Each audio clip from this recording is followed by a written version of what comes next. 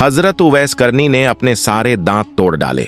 आखिर क्यों हजरत उवैस करनी ने अपने सारे दांत तोड़े? आइए सुनते हैं ये हैरत अंगेज वाकया। ये उस दौर का जिक्र है जब इस्लाम अब भी अपने शुरुआती इम्तिहानों से गुजर रहा था, जब हक़ की राह पर चलना आसान नहीं था और जब रसूल अल्लाह सल्लल्लाहु अलैहि वसल्लम की एक एक सांस उम्मत के लिए कुर्बानी की मिसाल थी। मदीना की फजा में ईमान की खुशबू तो थी, मगर दुश्मनों की साजिशें भी उसी कदर तेज थीं। उन्हीं दिनों जंग उहुद का वाकया पेश आया, एक ऐसी जंग जिसने उम्मत को सब्र, इताअत और कुर्बानी का गहरा सबक दिया। इस जंग में मुसलमानों को भारी इम्तिहान से गुजरना पड़ा और इसी जंग के दौरान वो दर्दनाक लम्हा आया जिसने आसमान और जमीन दोनों को रुला दिया। जंग उहुद के दौरान रसूल अल्लाह सल्लल्लाहु अलैहि वसल्लम पर हमला हुआ, पत्थर लगा, खून बहा और आपका एक दांत मुबारक शहीद हो गया।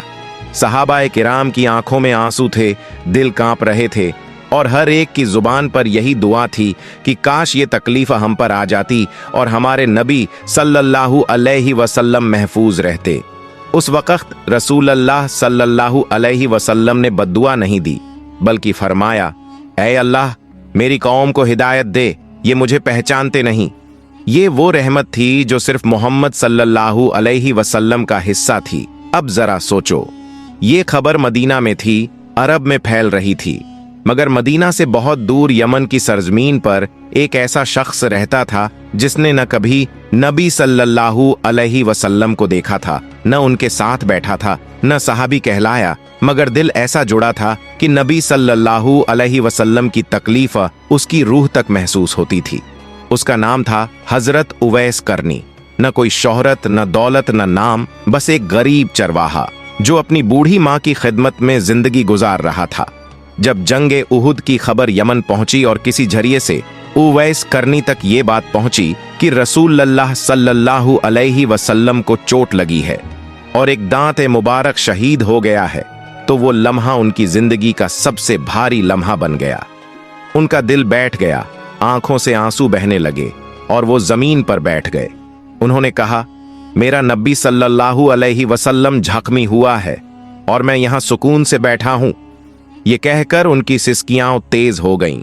सबसे बड़ा दर्द ये था कि उन्हें ये नहीं मालूम था कि रसूल अल्लाह सल्लल्लाहु अलैहि वसल्लम का कौन सा दांत शहीद हुआ है। मोहब्बत जब हद से गुजर जाए तो वो हिसाब नहीं देखती, दलील नहीं मांगती, बस कुर्बानी मांगती है। उवैस करनी ने अपने दिल से पूछा, अगर मेरे नबी सल्लल्लाहु अलैहि वसल्लम को तकलीफ पहुंची है तो मैं अपने जिस्म को कैसे बचा कर रखूं? उन्होंने किसी आलिम से फतवा नहीं पूछा, किसी से मशविरा नहीं किया, बस इश्क़ रसूल सल्लल्लाहु अलैहि वसल्लम ने हुक्म दिया। कहा जाता है, और ये वाक़िया मोहब्बत रसूल सल्लल्लाहु अलैहि वसल्लम की मिसाल के तौर पर मशहूर है कि उवैस करनी ने एक एक करके अपने दांत तोड़ने शुरू कर दिए। पहले एक, फिर दूसरा, फिर तीसरा, यहां तक कि उन्होंने अपने सारे दांत तोड़ दिए ताकि यकीन हो जाए कि जिस दांत से भी नबी सल्लल्लाहु अलैहि वसल्लम को तकलीफा पहुंची हो उसमें मैं शरीक हो जाऊं।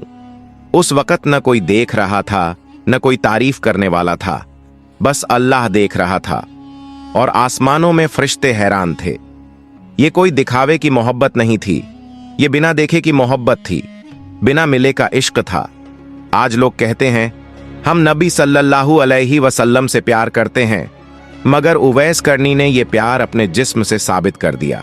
उन्होंने न सहाबी होने का दावा किया, न किसी मकाम की तमन्ना की, बस इतना कहा, मेरा नबी सल्लल्लाहु अलैहि वसल्लम अगर दर्द में है तो मैं चैन से नहीं रह सकता।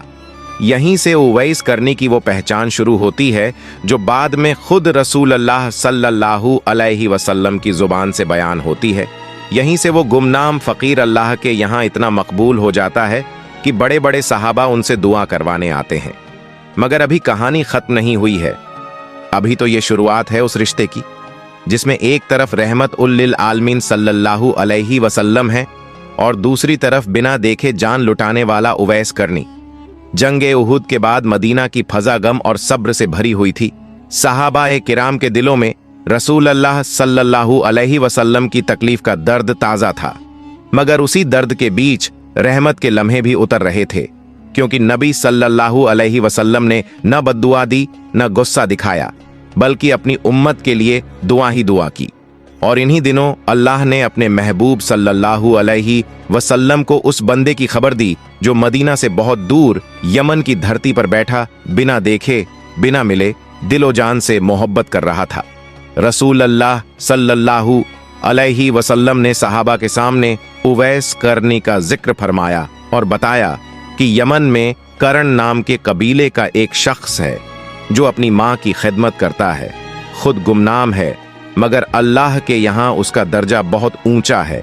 और ये भी फरमाया कि उसके जिस्म पर सफेदी के निशान थे जिनसे अल्लाह ने उसे शिफा दी है, सिवाय एक दिरहम के बराबर निशान के। और नबी सल्लल्लाहु अलैहि वसल्लम ने ये भी इरशाद फरमाया कि अगर तुम उसे पाओ तो उससे दुआ की दरख्वास्त करना।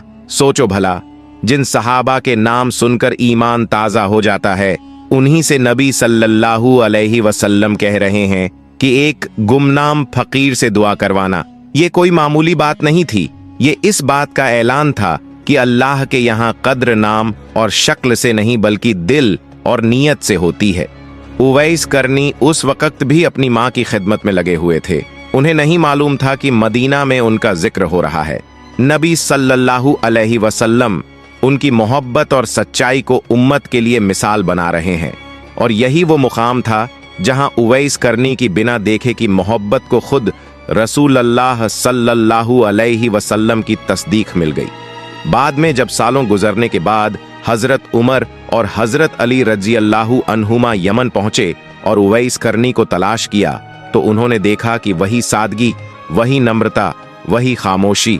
और जब उनसे दुआ की गुजारिश की गई तो उवैस करनी कांप उठे और बोले, मैं तो एक गुनहगार बंदा हूं। मगर जब बताया गया कि ये रसूल अल्लाह सल्लल्लाहु अलैहि वसल्लम का हुक्म है तो उनकी आंखों से आंसू बह निकले। उन्होंने हाथ उठाए और अपने लिए कुछ न मांगकर सिर्फ उम्मत मुहम्मदिया की मगफिरत की दुआ की। ये वही मोहब्बत थी जो उहुद के मैदान से यमन तक दिलों को जोड़ रही थी।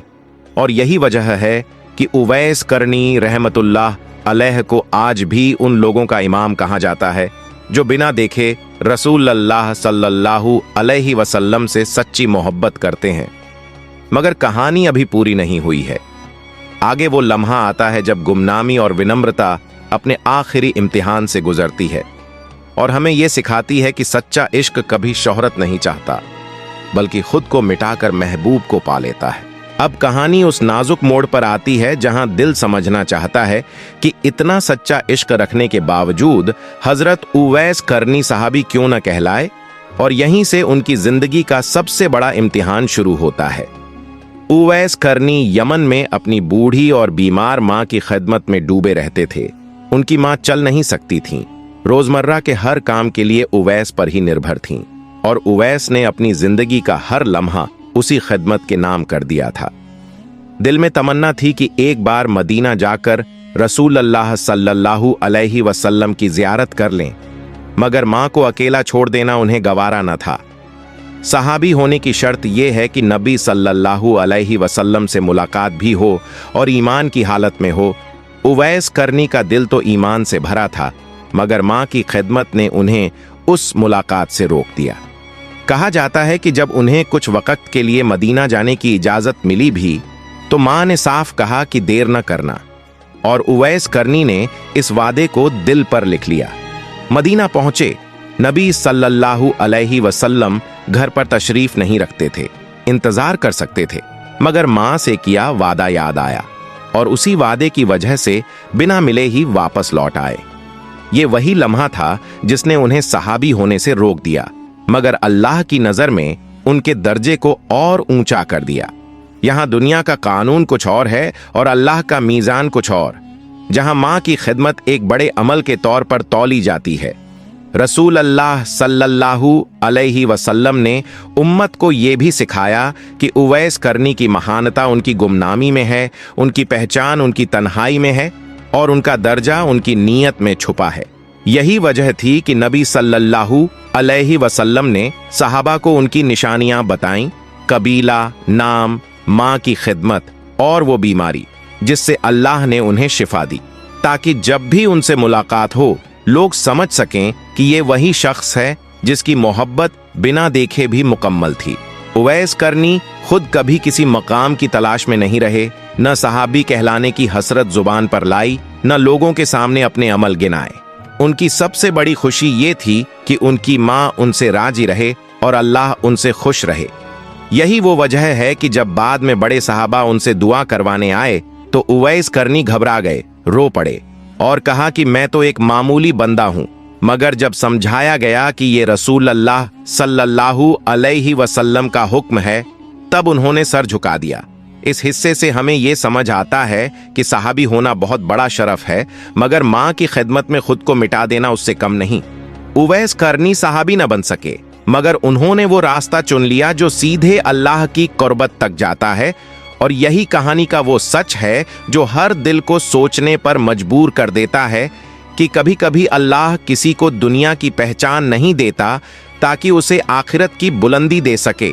रसूल अल्लाह सल्लल्लाहु अलैहि वसल्लम के विसाल के बाद भी सहाबा ए किराम के दिलों में उवैस करनी का जिक्र जिंदा था, क्योंकि नबी सल्लल्लाहु अलैहि वसल्लम ने जाते जाते उम्मत को जिस बंदे की निशानियां बताई थीं वो कोई मामूली बात नहीं थी। हजरत उमर फारूक रजी अल्लाहु अन्हु जब अमीरुल मोमिनीन बने तो हर हज के मौसम में यमन से आने वाले काफिलों से पूछते, क्या तुम करण कबीले से हो? क्या तुम में कोई उवैस नाम का शख्स है? लोग हैरान होते, क्योंकि उवैस करनी न किसी ओहदे पर थे न किसी महफिल में दिखते थे, बस एक गुमनाम बंदा जो अपनी मां की खिदमत में डूबा रहता था। कई साल बीत गए मगर तलाश जारी रही, क्योंकि ये तलाश किसी इंसान की नहीं बल्कि नबी सल्लल्लाहु अलैहि वसल्लम की अमानत की थी। आखिरकार वो दिन आया जब हजरत उमर और हजरत अली रजी अल्लाहु अन्हुमा की मुलाकात उवैस करनी से हुई। पहली नजर में उन्होंने वही सादगी देखी जिसकी निशानी नबी सल्लल्लाहु अलैहि वसल्लम ने बताई थी। न कपड़ों में दिखावा, न चेहरे पर घमंड, न बातों में दावा। पूछा गया, तुम्हारा नाम क्या है? जवाब मिला, उवैस। पूछा गया, किस कबीले से हो? कहा, करण। पूछा गया, क्या तुम्हारी माँ जिंदा है? कहा, हाँ, और उनकी खिदमत ही मेरी जिंदगी है। ये सुनते ही हजरत उमर की आंखें भर आईं, क्योंकि हर निशानी एक एक कर पूरी हो रही थी। फिर उस बीमारी का पूछा गया जिससे अल्लाह ने शिफा दी थी। उवैस करनी ने सर झुकाकर कहा, अल्लाह ने करम किया, बस एक छोटा सा निशान बाकी है। अब कोई शक नहीं रहा था, सामने वही बंदा खड़ा था जिसका जिक्र रसूल अल्लाह सल्लल्लाहु अलैहि वसल्लम ने किया था। हजरत उमर रजी अल्लाहु अन्हु ने आगे बढ़कर बड़ी अदब से कहा, हमें रसूल अल्लाह सल्लल्लाहु अलैहि वसल्लम ने हुक्म दिया है कि अगर तुमसे मुलाकात हो तो तुमसे दुआ की दरख्वास्त करें। ये सुनते ही उवैस करनी कांप उठे, उनकी आंखों से आंसू बहने लगे। बोले, मैं कौन हूं और आप कौन हैं? आप तो रसूल अल्लाह सल्लल्लाहु अलैहि वसल्लम के करीबी सहाबी हैं, मुझ गुनहगार से दुआ कैसे मांग सकते हैं? मगर जब बताया गया कि ये रसूल अल्लाह सल्लल्लाहु अलैहि वसल्लम का हुक्म है तो उवैस करनी ने सर झुका दिया। उस लम्हे की खामोशी में बहुत कुछ बोल रहा था। वो गुमनामी, वो सब्र, वो बिना देखे की मोहब्बत, जिसने एक फकीर को ऐसा मकाम दिया कि अमीरुल मोमिनीन उसके सामने अदब से खड़े थे। उवैस करनी ने हाथ उठाए मगर अपने लिए कुछ नहीं मांगा, न दौलत, न सेहत, न नाम। उन्होंने सिर्फ उम्मत ए मोहम्मदिया की मगफिरत मांगी। ये वही दिल था जिसने उहुद की खबर पर अपने दांत कुर्बान कर दिए थे और आज भी उसी मोहब्बत के साथ उम्मत के लिए रो रहा था। दुआ खत्म हुई तो हजरत उमर ने उनसे कहा, कुछ अपने लिए भी मांग लो। उवैस करनी ने कहा, अगर अल्लाह उम्मत को माफ कर दे तो मेरे लिए वही काफी है। इस मुलाकात के बाद भी उवैस करनी ने शोहरत से दूरी ही चुनी। उन्होंने चाहा कि लोग उन्हें न पहचाने, क्योंकि उनका रिश्ता लोगों से नहीं बल्कि अल्लाह और उसके रसूल सल्लल्लाहु अलैहि वसल्लम से था। हजरत उवैस करनी रहमतुल्लाह अलैह की जिंदगी का सबसे बड़ा राज उनकी तन्हाई थी। वो तन्हाई मजबूरी नहीं थी बल्कि इख्तियार थी। जिस इंसान के बारे में खुद रसूल अल्लाह सल्लल्लाहु अलैहि वसल्लम ने फरमाया हो, जिसके लिए जन्नत की खुशखबरी हो, अगर वही इंसान चाहे तो दुनिया उसे सिर आंखों पर बैठा ले। मगर उवैस करनी ने हमेशा पीछे रहना पसंद किया। उनकी सुबह माँ की खिदमत से शुरू होती और रात अल्लाह के सामने सजदे में कट जाती। लोग उन्हें एक आम सा यमनी चरवाहा समझते रहे, लेकिन फरिश्ते जानते थे कि ये वो दिल है जो बिना देखे नबी सल्लल्लाहु अलैहि वसल्लम पर जान निसार कर चुका है। जब जंगे उहुद की खबर यमन पहुंची और ये बात फैली कि रसूल अल्लाह सल्लल्लाहु अलैहि वसल्लम का एक मुबारक दांत शहीद हो गया है, तो उवैस करनी का दिल कांप उठा। उन्होंने ये नहीं पूछा कि कौन सा दांत, दाएं का या बाएं का। उन्होंने ये भी नहीं सोचा कि खबर पूरी है या अधूरी। उनके लिए बस इतना काफी था कि मेरे नबी सल्लल्लाहु अलैहि वसल्लम को तकलीफ पहुंची है। उस वक्त न कोई कैमरा था, न कोई देखने वाला, न कोई तारीफ करने वाला। उवैस करनी अकेले बैठे, आंखों से आंसू बह रहे थे और दिल कह रहा था, जिस जिस्म को मेरे नबी सल्लल्लाहु अलैहि वसल्लम की मोहब्बत छू ले, वो जिस्म आराम का हकदार नहीं रहता। एक एक करके उन्होंने अपने सारे दांत तोड़ दिए। दर्द से जिस्म कांपता रहा, मगर मोहब्बत ने दर्द को महसूस होने ही नहीं दिया। ये कोई दीवानापन नहीं था, बल्कि वो इश्क था जो सवाल नहीं करता, बस कुर्बानी मांगता है।